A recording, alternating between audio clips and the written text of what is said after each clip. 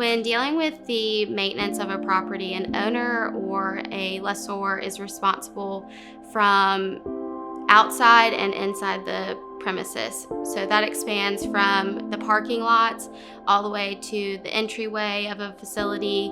And if you're in an area like a grocery store, every single aisle is the responsibility of the owner in making sure it's safe.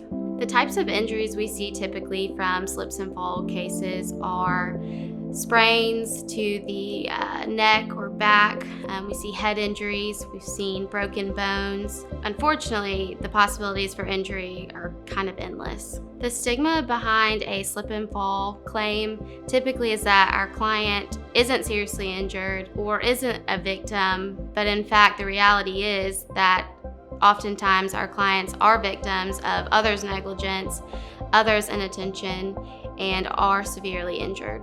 It's very important to act fast in a slip and fall claim in terms of gathering evidence, whether that be photographical evidence or written statements.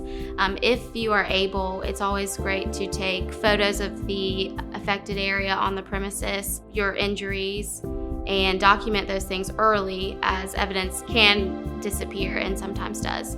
The goal of insurance companies in slip and fall claims is often to find that our clients are not injured or are at fault for the injury and to pay as little as possible for those injuries caused by their insurer. The types of damages that are available to our clients who have suffered from slip and fall injuries include pain and suffering, medical expenses, lost wages if they've been out of work due to their injury. Under Georgia and South Carolina law, landlords and business owners aren't required to carry insurance.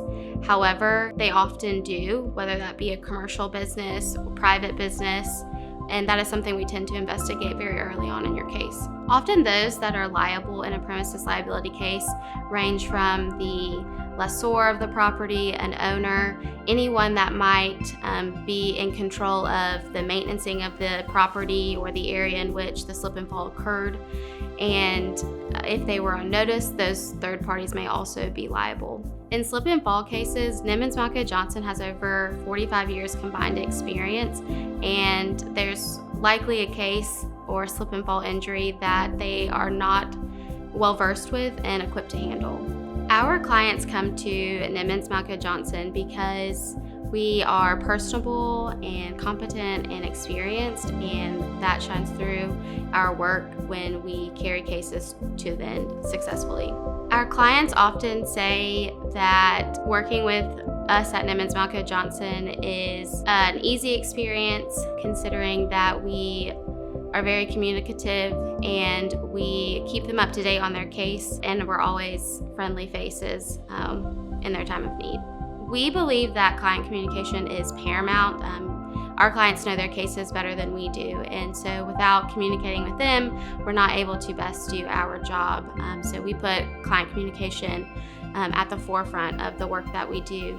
And we typically respond within about 24 hours, and oftentimes it's sooner. I would classify our firm as a smaller firm compared to others in the area, and it's unique in the fact that you're able to have one-on-one communication with the attorney you hire, as well as all of the support staff consistently throughout your cases process.